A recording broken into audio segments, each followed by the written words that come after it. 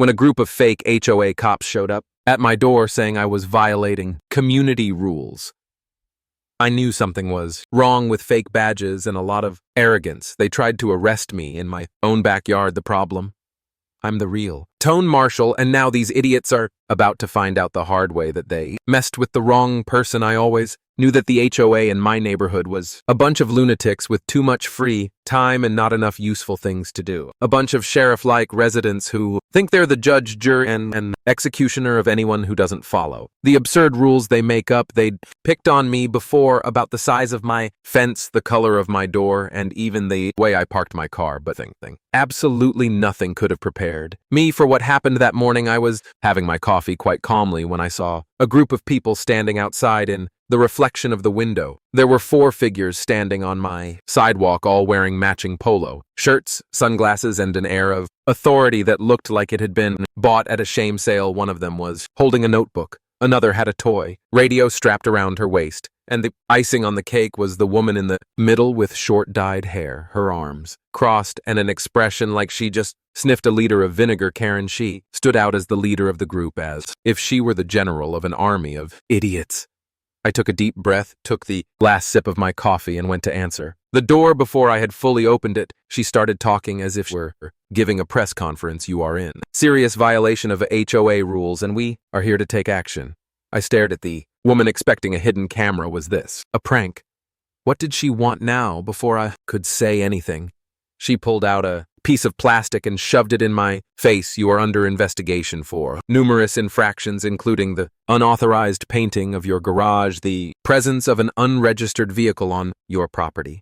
And she paused, dramatically, as if about to accuse me of murder, inappropriate behavior towards members of the community. I had to hold back a laugh. The garage had been exactly the same color since I moved in. The unregistered vehicle was my perfectly legal truck parked in my own lot. And inappropriate behavior, in other words, simply refused to attend the boring and pointless HOA meetings. That's where the unbelievable part came in, because you refused to heed previous warnings. The HOA is exercising its right to civil custody, and we're here to take you into custody until the matter is resolved.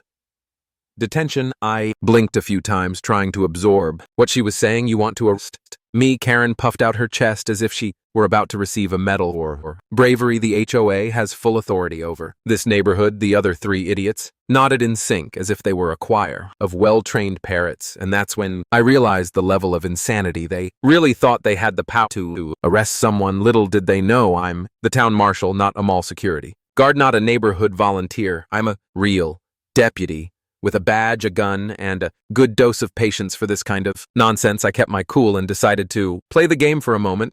"Interesting," I said, "Fin consideration. And how exactly do you intend to arrest me?"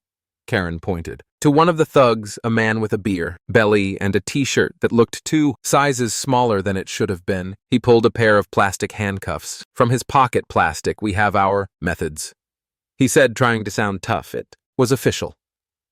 The circus was set up on my doorstep. I took a deep breath, stepped back, and in one swift movement pulled my wallet out of my pocket, opening it to display my shiny badge.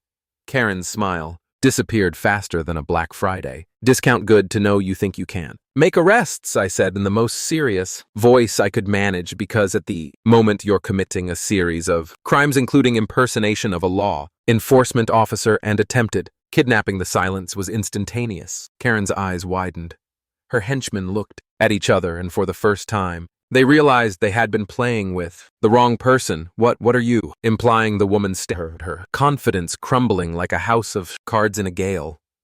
I crossed my arms. "I'm implying that unless you disappear from my property in the next 5 seconds, I'm going to arrest you for real." Silence. Sweat started running down one of the guy's foreheads. Karen's hand trembled slightly as she still clutched the laminated paper, and then, like a bunch of rats fleeing a sinking ship, they began to take steps backwards, mumbling lame excuses. "It's not over yet," Karen shouted, before spinning on her heels and disappearing with her pathetic companions. I watched as they walked away, feeling a mixture of amusement and disbelief. What the hell just happened? But deep down I knew this story was far from over. If I thought that ridiculous arrest scene was the end of the joke, I was very much mistaken. I knew stubborn people, but Karen and her henchmen took it to an almost artistic level. Normal people would accept defeat and get on with their lives, but not this woman. Not only did she not give up, she decided to double her bet. The first retaliation came the next day when I went out to take out the garbage. I realized that my cons were gone. They had simply disappeared. There was no sign of them on the sidewalk or on the side of the house. I looked around, and of course I saw Karen on the other side of the street, standing with her arms crossed, looking like she thought she was the queen of the neighborhood. When our eyes met, she made sure to let out a satisfied little smile before entering the house. I took a deep breath and tried to ignore it, but then when I got to my mailbox, I found an envelope with the HOA stamp on it. Opened it, knowing that there was going to be crap, and I wasn't disappointed. List of penalties because according to them, I was in non-compliance with community standards among the pearls. They said I was forbidden to use the waste disposal services, could no longer park my car in the garage, and had to attend a mandatory meeting to discuss my inappropriate behavior. I took the paper and tore it in half right there, letting the pieces fall to the ground. If Karen wanted to annoy me, she was going to have to try harder. But of course she had other tricks up her sleeve. At afternoon, I went out to sort things out, and when I came back, I found an orange cone in the middle of my driveway. Next to it, there was a plastic notice stuck to a piece of wood as if it were an official notification. It said that my garage was closed by order of the HOA. It was the most absurd thing I've ever seen. How can someone have the nerve to ban someone else's garage? I went over there, tore off the paper, and unceremoniously threw the cone onto the sidewalk. And across the street, I saw two of Karen's cronies watching. One of them was holding a notebook, writing down who knows what. Maybe owner removing cone improperly, as if they were serious investigators and not two idiots playing inspectors. It wasn't even 2 minutes before Karen appeared. "You can't remove that." I looked at her holding the cone as if it were a murder weapon. "Oh, can't I in my own house?" She pointed at the laminated paper, her face already turning red with anger. "This is an HOA sanction. You can't just ignore community rules." I took a deep breath so as not to laugh in her face. "Karen, you don't have the authority to ban my garage. In fact, you have no authority to do anything but annoy me." She widened her eyes in indignation, but before she could reply, I went into the house and slammed the door. But the story wasn't over yet. The next day, while I was at the police station, I got a call from one of the few neighbors who wasn't part of this crazy HOA cult. He sounded a bit nervous. "Dude, the police are in front of your house." I stopped what I was doing. I stopped what I was doing. 2 cars, they said they'd received a tip-off about a man with a gun on your property. That's when I understood Karen had appealed. She called the police and made up a story to get me in trouble. I took my car and went straight home. When I arrived, I saw the 2 policemen talking to Karen, who was playing her best victim role. Her attitude was that of someone deeply concerned about the safety of the community. If I hadn't known she was a snake, I would have believed it. I got out of the car and the police recognized me. On the spot, I knew them both honest, good guys, and I could tell by the look on their faces that they knew they were there for a waste of time. "Oops, boss," one of them said a little awkwardly. "We've received a report of suspicious activity involving a man with a gun at this residence." I looked straight at Karen. "That the report came from this lady here, huh?" She tried to disguise it by putting her hand on her chest. "I only reported what I heard. Some people saw a suspicious movement and got worried." The policemen exchanged glances. Already fed up, one of them sighed and turned to me. "Well, since there's no real threat, we'll register it as a prank, but Miss Karen, just for the record, making false reports can get you into a lot of trouble." Her face turned red for the first time. She looked really nervous. She opened her mouth to protest, but gave up and just crossed her arms. Furious, the policeman left, and I stood there looking at Karen. She looked at me too without saying anything. For the first time, I felt that she really understood that she was playing with fire, but I knew she hadn't given up yet. She was going to try something worse, and I couldn't wait to see how far this woman would go before she completely destroyed herself. Already knew that Karen wasn't the type to give up easily, but after the police prank fiasco, anyone with a shred of shame would have stuck their head in a hole and kept quiet. Not this woman. For her, losing was not an option. If the attempt to arrest me with plastic handcuffs and the false complaint didn't work, It was obvious that she had a plan. See, and that plan began to appear the very next morning. I was woken up by the sound of a heavy truck pulling up right in front of my house, still a little groggy. I went to the window and saw a team of uniformed workers getting the vehicle equipped with excavators, shovels, and a bunch of orange cones. They looked ready to start some major construction work. My first thought was that they were at the wrong address, but then I saw Karen on the other side of the street, with her arms crossed and a satisfied little smile as if she had just pulled a loose thread and was about to watch my world fall apart. I went downstairs still. In my pajamas, opened the door and went over to the guys. One of them, who looked like the team leader, turned to me with a clipboard in his hand. "Good morning, sir. We're going to start repairs on the underground pipes." I looked like I didn't understand anything. What repairs? We received a request from the Residents Association informing us that there was a water leak on this property. I glanced at Karen, who pretended to be admiring a tree. Let me guess, the work was signed by a certain Karen. The man flipped through the papers and nodded. Yes, the order came from Karen Thompson, president of the HOA. Karen, that bastard, had had my entire yard dug up for a leak. That didn't exist. I took a deep breath, so as not to tell everyone to wean off. At once, "Look, buddy, there's no leak here. Neither you nor the HOA are authorized to touch anything, so you can gather up your tools and turn around." The guy hesitated, looking at his colleagues as if waiting for some confirmation. "Well, sir, the thing is, we're already here. And now you're leaving?" He opened his mouth to protest, but then I showed him my badge. The effect was immediate. He widened his eyes, swallowed dryly, and turned to the staff. "Right, guys, Latoon. Call it a day." The worker started collecting the tools, and Karen came marching towards me like a runaway train. "You can't do this." I raised an eyebrow. "What stopped them from destroying my yard? For no reason. The HOA has authority over the neighborhood's infrastructure. I have the authority to arrest you for trespassing and fraud." Her mouth opened and closed a few times like a fish out of water. For the first time, she seemed genuinely speechless. "But don't worry," the woman recovered quickly. "You're disrespecting the community. That's not how a good neighbor behaves." I took a step forward, lowering my voice just to see the color drain from her face. "And you're meddling where you should be." Karen didn't reply. She just threw her hands up in the air, huffed, and walked back into the house, stomping on the floor like a tantruming child. But of course she wasn't going to stop there. The expulsion attempt the following week. I received a letter from the HOA saying that my house was under disciplinary review and that my behavior was harming the well-being of the community. Basically, it was their fancy way of saying that they were trying to evict me. That's right, this crazy woman wanted me out of my own home. According to the letter, I had accumulated several serious infractions and was openly defying the authority of the HOA. Therefore, my presence was no longer desired, and they were taking steps to revoke my residency. In the neighborhood, I had to laugh loud. The HOA didn't have the slightest power to do that. They didn't own my house. They had no control over the mortgage, and they couldn't just decide that I couldn't live there anymore. But it seemed Karen thought they did to make matters worse.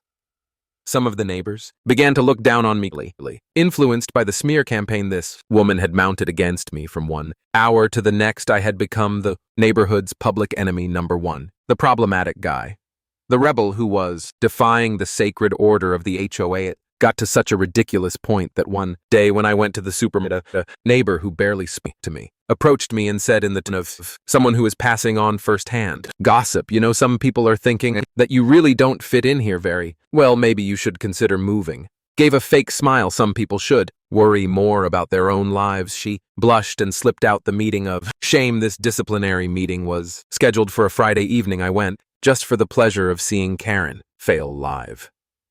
The community room was full, the neighbors sitting in chairs lined up. Like a courtroom, Karen was there at the front with a pile of papers on the table. Clearly ready to publicly execute me, she sniffed and began to speak with that tone of a kindergarten teacher, explaining rules to children. "We're here to discuss the highly problematic behavior of the gentleman who refused uses to cooperate with the community." I rolled my eyes. "Cut the lie, Karen, do you want to kick me out of the neighborhood?" She tried to disguise it, but the truth was obvious. Well, considering the number of offenses I've accumulated, I leaned forward. "What?" "Offenses exactly: forged kidnapping, trolling the police, illegal construction in my yard." She turned red but tried to continue. "The point is," I raised my hand in interrupting, "the point is that the HOA has no power to remove anyone from here. This isn't a gated community, Karen. You're not the sheriff, and this meeting means absolutely nothing." The silence was absolute. Some neighbors looked at each other as if realizing this for the first time. Karen opened her mouth, closed it, and then tried to laugh as it was nothing. This is absurd. You simply don't fit into our community.